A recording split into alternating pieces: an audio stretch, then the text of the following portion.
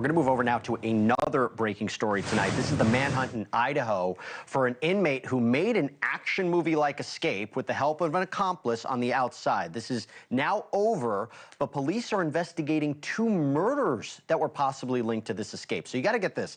The Idaho Department of Corrections inmate, his name is Skylar Meade. He was being escorted from the hospital back to prison after an unscheduled medical treatment. This was shortly after 2 a.m. when, according to Boise police, an individual attacked and fired at the officers escorting him. Yeah, one corrections officer in critical but stable condition, another corrections officer has serious but non-life-threatening injuries, and a third corrections officer was inadvertently shot by a Boise police officer who was responding to this call of an active shooter at the hospital. That officer also suffered non-life-threatening injuries. But both suspects reportedly are tied to this white supremacist group known as the Aryan Knights. They were taken into custody this afternoon in Twin Falls, Idaho. That's about 130 miles southeast of Boise.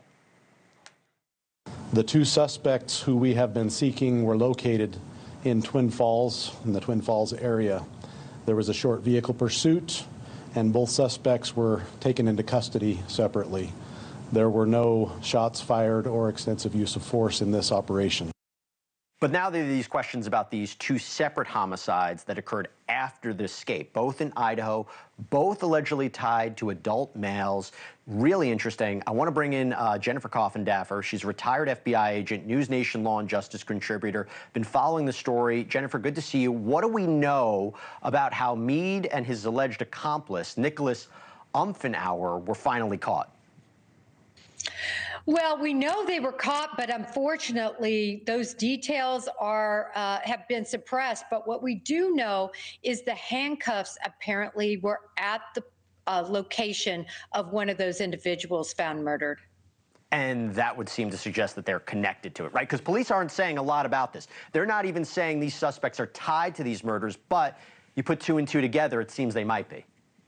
Yeah, absolutely. They've definitely inferred that. They're concerned about that, and I think that that's what's going to ferret out, Jesse. By the way, Jennifer, I thought this. I'm curious your thoughts. It seems it's being reported that Meade subjected himself to, quote, self-injurious behavior. Is the idea that he purposely hurt himself in prison or developed some plot to hurt himself in prison so that he would be transported to the hospital so that his accomplice would know where he is and take action? Because that's what it seems like to me. It can't be that coincidental that he knew he was going to the hospital. It wasn't planned. Absolutely, Jesse. That's what happened, I believe also. Listen, they were cellmates. They were together for it back in January. I mean, pretty recently. So I think they concocted this idea. It was going to be 20 more years before he was going to be released. And I think they concocted the whole thing. And that's how this played out, Jesse. Well planned. By the way, this white supremacist gang, know anything about it? Yes, I do. The Aryan Knights really are consolidated in Idaho. That's where they began back in the 1990s.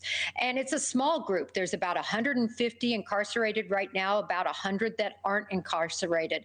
But they are ruthless. And in fact, their leader was recently, back in 2021, indicted on federal charges along with 10 others. They basically controlled the Aryan side of these Idaho prisons. It really scary, very ruthless. Well, here's what I'll say. I hope those officers who are injured have a quick and speedy recovery and a healthy recovery. I really have to give it off to law enforcement for tracking these 2 people down. What a case, and obviously we'll get more information if they have a connection to those 2 homicides as well. Jennifer Coffindaffer, thanks so much for coming on. Appreciate it. Thank you for watching. Go to newsnationnow.com to find NewsNation on your cable provider. And don't forget to click the red subscribe button below to get more of NewsNation's fact-driven, unbiased coverage.